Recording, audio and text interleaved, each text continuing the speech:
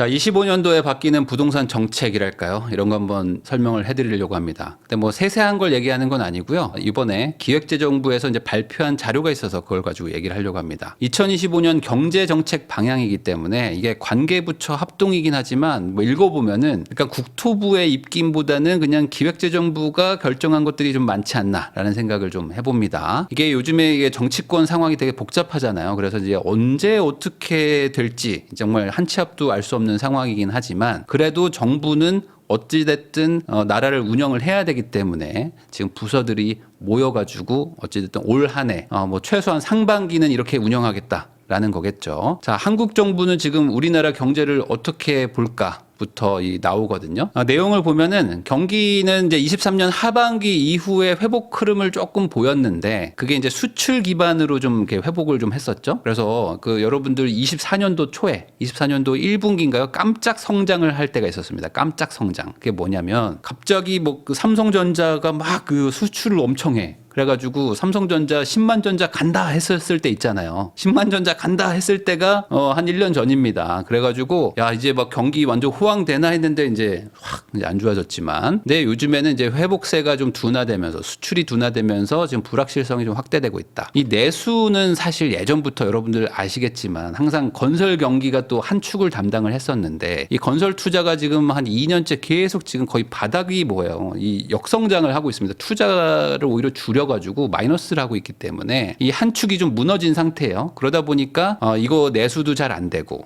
수출이 좀 그래도 외화를 좀 벌어와서 돈이라도 좀 풀리면 좋겠는데 이 수출 기여도가 좀 줄지 않을까라고 이제 추정을 한다는 겁니다. 그나마 다행인 게 이제 물가죠. 물가가 그래도 유가가 요즘 많이 내려가고 있고 해서 물가 상승률이 한 2% 이내 1.8 정도로 지금 막고 있어서 이거는 좀 괜찮은데 이제 경기가 그럼 좋아져야 될 텐데 이거에 대한 우려는 계속되고 있다. 자, 국가 간의 어떤 뭐 첨단 산업 주도권 이런 것도 있고 그리고 이제 트럼프 2기도 이제 시작합니다. 그러니까 이제 전반적으로 봤을 때 한국의 경제 상황이 좋다고 말할 수는 없어요. 거기다가 지금 생산 연령 인구가 계속 감소하고 있기 때문에 생산성도 떨어지면서 이제 1.8% 성장률을 이제 올해 목표로 하고 있거든요. 그만큼 이제 어찌 보면 선진국이 된 거고 나쁘게 얘기하면 이제 성장이 이제 멈춰가고 있는 불이 꺼져가고 있는 나라가 되는 그 수준이 이제 1%거든요. 그러니까 요게 왔다는 건 지금 위험 신호가 오긴 온 겁니다. 자, 트럼프가 재집권을 하게 되면은 이제 미국에서 오는 대외 변수가 더 커지는 거죠. 어떻게 할지 예측이 잘 안 되는 사람인데 1기 때는 그래도 예측은 잘 안 됐지만 결과적으로는 좀 경제도 좀 나아지고 했죠. 근데 반대로 얘기하면 막 중국하고 막 분쟁도 생기면서 우리도 중간에 껴가지고 되게 고생을 했었는데 또 그렇게 되는 거 아닌가라는 생각들을 요즘 많이 한단 말이에요. 수출은 걱정이 좀 있습니다. 수출은 여기 보면 이제 반도체가 매출액이 앞으로 좀 안 좋아질 것 같다라고 지금 한단 말이에요. 그러니까 우리나라의 어찌 보면 가장 큰 산업 기반인 반도체 쪽이 흔들흔들하면은 우리나라 경제에도 당연히 영향을 주겠죠. 그래서 지금 어떻게 해야 될까 생각해 봤을 때 옆에서 지금 쓰러져 있는 애 누구? 이제 건설 경기 얘네들을 어떻게 좀 살려야 되겠다라고 지금 정부가 판단을 한 것 같아요. 여기 지금 건설 투자 24년에도 안 좋고 25년도 다 안 좋으니까 얘네 어떻게 좀 쓰러져 있는 애라도 좀 일으켜 세워가지고 아무리 못해도 25년 말 26년에는 좀 회복을 시켜야겠다라는 생각을 지금 한다는 거죠. 자, 그러다 보니까 이제 이런 생각을 하시는 분들도 있을 것 같아요. 아니 그래도 좀 내수는 조금 회복한다고 하는데 수출이 안 좋다고 지금 얘기를 하는 거잖아요. 그러면 아니 요즘에 내수 진짜 안 좋은 거 아니냐. 그런데 무슨 뭐 내수가 살아나냐. 지금 1월도 너무 안 좋은데 라고 생각하실 수도 있지만 이게 물가가 내려가는 거잖아요. 물가가 내려간다는 게 이제 2,000원 하던 게 1,900원으로 가는 일은 없습니다. 가격이 떨어지는 건 아니에요. 물가 상승률이 내려가는 거죠. 그러니까 물가 상승률이 내려가는 대신에 어쨌든 물가 오른 것만큼 임금 상승도 지금 뒤따라서 올라가고 있단 말이에요. 그러다 보면 어떻게 됩니까? 금리도 좀 내려갈 거고 물가도 좀 내려가니까 이게 실질 소득이 그래도 좀 늘어나는 효과가 있습니다. 그러니까 원래 내가 이자 막 5%씩 내던 사람이 3%로 내려가면 2%만큼 소득이 늘어나는 걸로 보는 거잖아요. 그래서 소비가 그래도 조금은 좋아질 것이다. 라는 거죠. 항상 모든 게 다 나쁜 건 아니니까 어떤 뭐 경기가 안 좋다라는 거는 반대로 얘기하면 또 물가가 좀 같이 내려갈 수 있으니까 그런 것들까지 고려하면은 실질 임금 증감률은 보면은 24년 1쿼터 대비 지금 늘어나고 있는 과정이란 말이죠. 그러니까 지금 이제 임금이 이제 계속 올라가는 느낌을 받으니까 이제 올해 본격적으로 그게 좀 반영이 되면 내수는 조금은 살아날 건데 건설 경기 쪽이 좋지가 않으니까 한계는 분명히 있을 것이다. 자, 건설업 부분을 살려야겠다라고 생각해도 사실 쉽지가 않습니다. 지금 역대 최저 수준의 착공 물량을 보이고 있는데 보면은 건설 수주 건축 착공 현황을 보면요. 2023년이 정말 최악의 상황이었다고 보시면 됩니다. 근데 이제 24년 들어가지고 조금은 늘었어요. 조금은 늘었는데 그래도 뭐 역대 최저 수준이고요. 이게 이제 착공을 이때쯤 했으니까 어떻게 될까요? 이제 올해부터 이제 천천히 이제 지어 나가겠죠. 그래서 이렇게 가다 보면은 25년 말 정도 하반기부터는 조금 나아지지 않을까라고 이제 추정하는 거고, 특히 이제 이런 때 어떻게 합니까? 건축이라고 해야 될까요? 주택 건축보다도 사실 제일 이렇게 쉽게 할 수 있는 게 이제 토목 사업이에요. 토목 사업. 뭐 도로 만들고 터널 만들고 막 하는 거 있잖아요. 지하철 뚫고 하는 것들이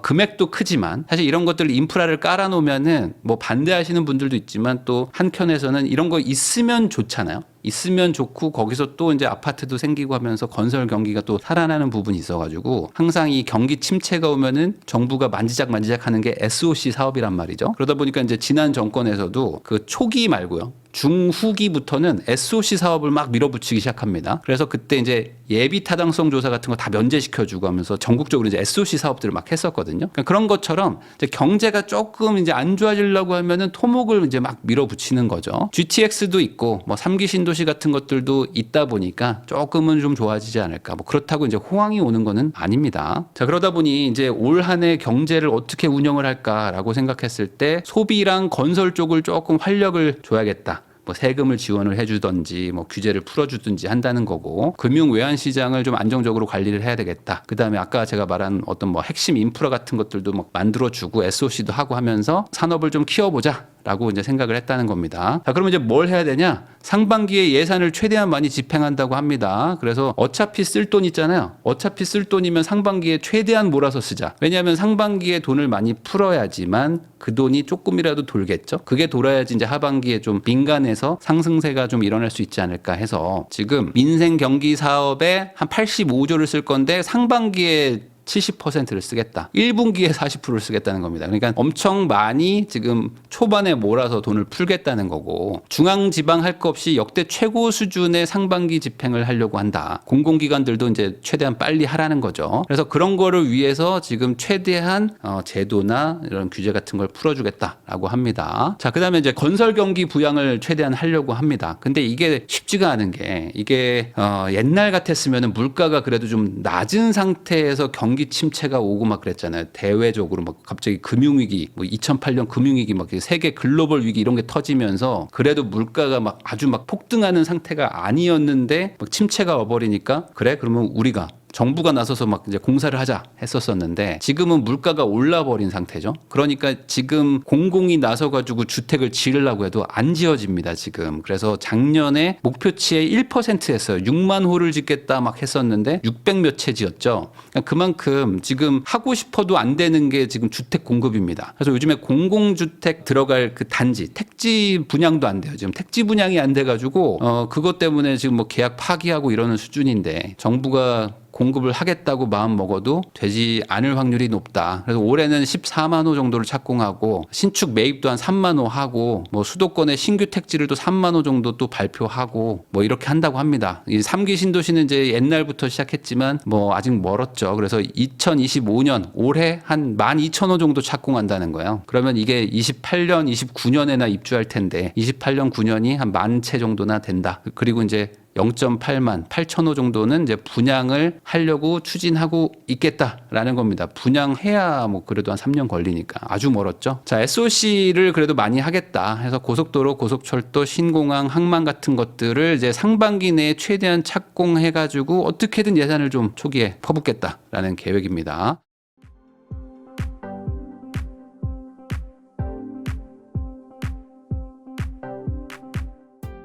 이 경기 부양에 건설 SOC 지원하는 건 이제 과거부터 해온 방식인데 이게 어쩔 수가 없는 게 이렇게 경기 침체가 되고 하면은 민간에서 돈을 쓸 수가 없죠. 돈을 쓸 일도 없고. 그러니까 이제 정부가 또 나서는데 우리나라가 뭐 하이테크 기반의 뭐 4차 산업 뭐 AI 혁명 뭐 이런 것들을 하고 있는 나라는 사실은 아니잖아요. 그러니까 할 수 있는 게 몇 개 없죠. 건설 경기 부양 말고는 뭐 딱히 내수를 살릴 방법이 없으니까 뭐 관광을 지금 갑자기 늘릴 수도 없고. 그래서 아마 이쪽으로 가는 것 같습니다. 자, 공공사업 공사비랑 뭐 임대주택 매입가랑 분양가 같은 걸 최대한 내가 높여줄 테니까 너 공사 좀 해주면 안 될까라고 지금 정부가 이렇게 당근책을 제시한다는 겁니다. 당근책을. 근데 이런 거를 해줘도 사실 물가가 너무 단기간에 급등을 해버려가지고 정부도 무작정 맞춰줄 수가 없단 말이에요. 그래서 이게 이런 거 해줘도 할까? 좀 이제 애매합니다. 세 부담을 낮춰준다는 게 있어요. 뭐냐면 다주택자에 대해서 지금 양도세 중과를 배제하고 있는 걸 지금 1년 단식 계속 연장을 하고 있어서 지금 2년 계속 연장하고 있는데 이게 올해 연장이 되나 안 되나 고민이 많았었는데 결국에 한시적으로 연장을 더 하겠다. 그러니까 내년 5월까지는 다주택자 양도세 중과가 되지 않습니다. 이게 만약에 연장이 안 됐었다면은 3주택 이상인 사람들은 양도세로 거의 뭐 85% 정도 내야 되는 상황이었었던 거죠. 근데 이걸 이제 중과 배제를 안 해줬기 때문에 그나마 다주택자들이 그러면 집을 좀 팔까라는 생각이 좀 들겠죠. 그다음에 이제 뭐 다른 거 민간 임대주택이나 뭐 이런 것들 분양주택에 대해서 이제 법인세도 좀 깎아주고 할 테니까 좀 하면 안 될까라고 하는 건데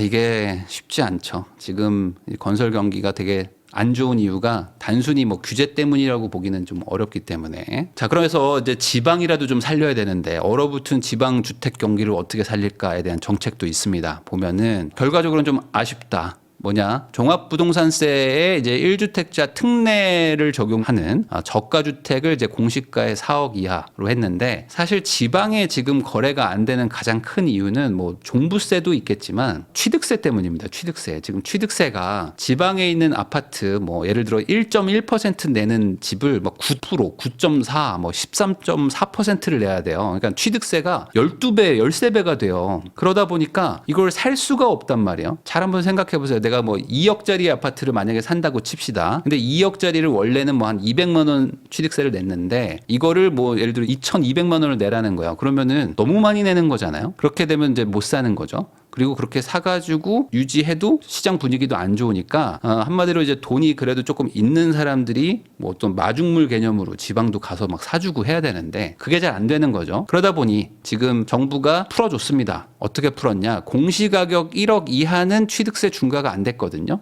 그래서 한 1억 5천, 1억 6천 뭐 이 정도 되는 지방의 정말 싼 아파트 이런 것들을 다주택자들이 집을 사러 갔었던 게 지난 한 3, 4년 전입니다. 3, 4년 전에는 그런 것들도 좀 샀었어요. 지방의 싼 아파트를 뭐 갭 투자식으로 사겠다. 이거는 취득세 중과가 안 되니까. 근데 이제는 이제 이걸로는 안 되는 거죠. 아무도 안 사니까 2억까지 늘려줬습니다. 2억까지. 그러면 공시가격 2억 정도면은 시세로 치면 뭐 한 3억? 3억에서 3억 조금 더 높은 수준인 거예요. 근데 요 정도 면은 지방의 요즘에 그 분위기가 아주 안 좋기 때문에 이거는 약간 투자성 주택의 가격대거든요. 그러니까 실거주용도 할 수 있을 만한 금액대라고 말하기가 애매한 지역들도 많습니다. 그래서 뭔가 그래? 이 정도면 나도 한번 가서 사볼까? 라는 마음이 드는 금액대가 아니란 말이죠. 그래서 기준을 조금 더 높이든지 아니면 지방만 한시적으로 이렇게 열어주든지 했었으면 어땠을까? 왜냐면 이거 기준을 훨씬 더 높여도 제가 봤을 때 지방에 살까 말까 하거든요. 이 다주택자 이제 안 한다. 다시는 안 한다. 이런 사람들이 지금 많아요. 그래서 웬만한 정도의 혜택 가지고는 지방에 집을 사러 가지 않을 텐데. 근데 이 지방에도 인구의 절반이 살고 있는데 그 지방에 계신 분들은 지금 경기가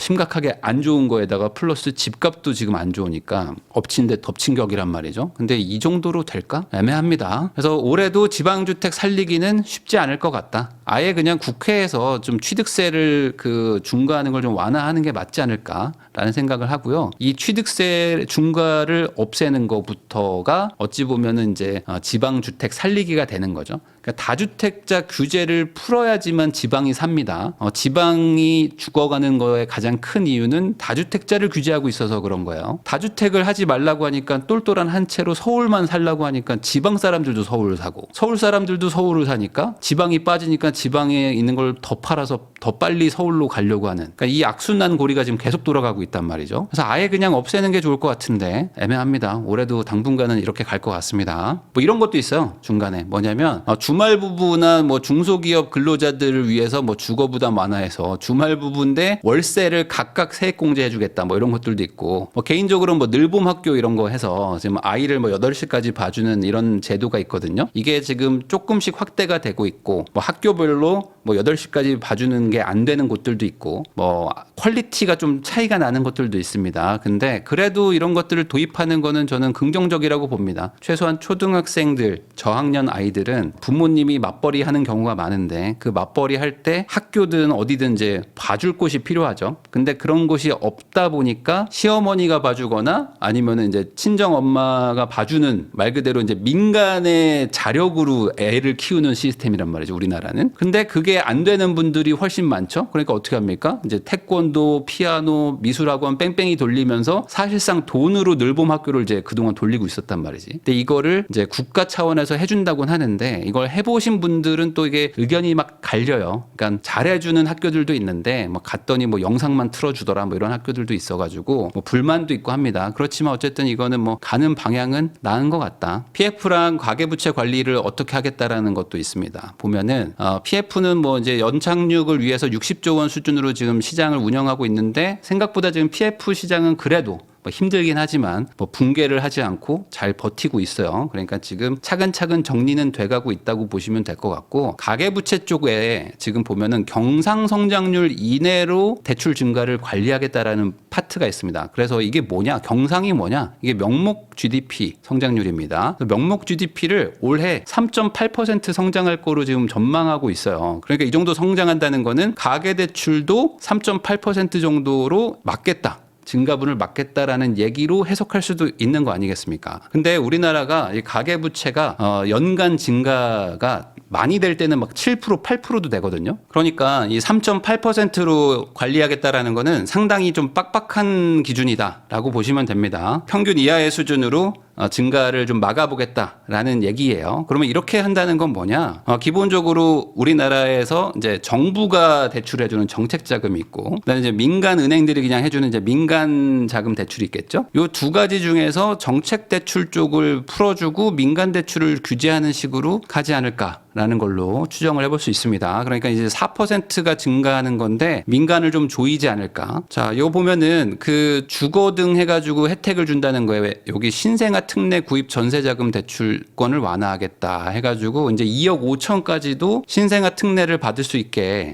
해주겠다는 거예요. 이제 맞벌이 부부가 2억 5천이 돼도. 그러니까 상당히 많은 분들이 이제 거의 대부분의 맞벌이 분들이 되겠죠? 신생아를 낳는 수준이라면 이제 그래 젊은 분들이니까. 그러면 이런 자금들이 더 늘어나는 와중에 총액은 또 3.8%로 만약에 규제를 한다 그러면 민간 쪽을 좀 막을 확률이 높겠죠. 물론 이거는 이제 정책의 어떤 초기 방향이기 때문에 나중에 뭐 막 바꾸거나 할 때도 있습니다. 그렇지만 어쨌든 이런 방향이라는 거는 좀 기억하시면 좋겠고, 그다음에 이제 상속세를 다시 한번 추진하겠다. 상속세 다시 한번 추진하겠다 해서 유산취득세라도 바꾸자. 최소한 이거는 지금 우리나라 상속세를 좀 공부해 보신 분들은 알겠지만 상속세가 진짜 이상한 법이거든요. 최소한 유산취득세라도 해야 됩니다. 그러니까 상속세는 죽는 사람이 낸다고 말하기가 어려워요. 근데 받는 사람들이 각자 내는 것도 아니에요. 이게 무슨 소리냐? 내가 예를 들어 100억을 남기고 죽잖아요. 그럼 100억에서 50억을 뚝 떼고 나머지를 이렇게 17억, 17억, 17억씩 이렇게 줍니다. 근데 사실 그거는 좀 이상한 구조거든요. 왜냐면 보통은 내가 받는 거에서 따로 거기서 내는 거잖아요. 받은 사람이 이제 세금을 내는 구조니까. 그러면 33억, 33억, 33억을 나눠주고 거기서 각자 세금을 떼가는 게 맞는데 그게 이제 유산취득세라는 거죠. 그러면은 이렇게 하게 되면은 뭐 이제 자산의 규모에 따라서 다르겠지만 세율이 이제 낮아지겠죠. 3분의 1로 쪼개가지고 이제 내는 거니까 세율이 떨어진단 말이에요. 근데 이거는 또 안 해. 이거는 안 하고 최대한 세금을 많이 걷는 구조로 지금 짜져 있습니다. 그러다 보니까 뭐 요거라도 좀 하면 어떨까라고 해서 추진한다고 하는데 뭐 상속세, 증여세 개편안이 요번에 어쨌든 부결이 됐잖아요. 그러면은 이 부결을 시키고 다시 추진한다라는 거는 생각보다 쉽지는 않을 것이다. 그래서 이 상속세, 증여세가 되게 문제가 많고 이게 주식 그 주가를 계속 누르고 이 우리나라 코스피, 코스닥의 어떤 가치 하락에 또 일조하는 부분이 크고 이게 아마 거의 첫 단추라고 저는 생각하는데 이런 것들이 해결되지 않는데 계속 왜 우리나라 코스피 국장은 망했냐라고 말하는 것도 어찌 보면 어불성설이거든요. 근데 이게 국민들이 깨닫기가 참 쉽지가 않습니다. 그래서 왜 부자들한테 감세하냐, 부자들은 세금 더 내야지 막 이런 얘기 하시는 분들이 사실 거의 국민의 절반 수준이 됩니다. 그래서 이것 때문에 우리나라가 또 이제 계속 막히는 것도 많은데 좀 당분간 개편은 어렵지 않을까. 자, 그다음에 물가가 1.8% 정도까지 내려간 지금 상황인데 이게 계속 지금 이렇게 유지가 될 것 같아요. 그러다 보면은 이제 금리는 지금 너무 높은 수준이 되는 거죠. 물가가 1.8%인데 금리가 지금 뭐 3%니까. 그래서 아마 지금 이제 상반기, 중하반기를 이제 가면서 금리 인하가 좀 지속될 것 같습니다. 최근에 이제 하는 이창용 총재님도 이제 상황을 좀 보면서 하겠지만 추가 금리 인하는 뭐 예정된 사실이다. 이런 식으로 인터뷰를 하면서 막 국채 가격도 막 금리가 막 팍팍 떨어지고 막 그랬거든요. 그런 것처럼 이런 경제 상황이라는 걸 고려해가지고 앞으로 부동산 시장을 좀 보시면 좋겠습니다. 2025년 상반기는 경제적으로도 지금 트럼프발 어떤 뭐 불확실성도 많고요. 정치도 지금 마찬가지죠. 그러니까 한마디로 지금 태풍 속으로 지금 들어가고 있는 상황인데 한 치 앞도 예상하기 힘든 상황 아니겠습니까? 그러면은 이런 상황에서 뭘 기준으로 삼아야 될까? 제가 오늘 얘기한 것만 정리하면 이렇습니다. 우선 예산을 상반기에 많이 조기 집행하겠다. 그러니까 돈을 어떻게든 시장에 좀 갖다 뿌리겠다는 거죠. 기준금리도 인하가 될 겁니다. 뭐 언제 시기의 문제지 뭐 상반기에 금리 인하 좀 될 거고 하반기로 가면서 또 금리 인하가 또 이어지겠죠. 그리고 이제 부양 정책을 어떻게든 좀 쓰겠다라는 것들도 계속 지금 정부가 말을 하고 있는데 이거는 뭐 기조가 이렇게 갈 수밖에 없을 것 같아요. 지금 경제가 안 좋기 때문에 어찌됐든 간에 이제 국가 차원에서 정부 차원에서 쓸 수밖에 없다 돈을. 최저 수준의 공급량은 뭐 예정되어 있고요. 이거에 대해서는 뭐 다들 알고 계실 겁니다. 그리고 이제 지방 활성화를 좀 할까를 봤는데 그것도 뭐 딱히 지금 없는 것 같아요. 그래서 이게 제일 문제가 이거잖아요. 내가 사고 싶은 집들은 더 막 가격이 올라가는데 내가 살고 있는 집들은 가격이 안 오르거나 빠지니까 이게 막 미치겠는 거잖아요. 근데 이 상황이 바뀌어야 되는데 모르겠습니다. 이게 바뀌기가 쉽지 않은 구조로 계속 가네요. 그러면 내가 사고 싶은 집을 살 확률이 점점 더 떨어지는 한 해가 되지 않을까라고 생각이 듭니다.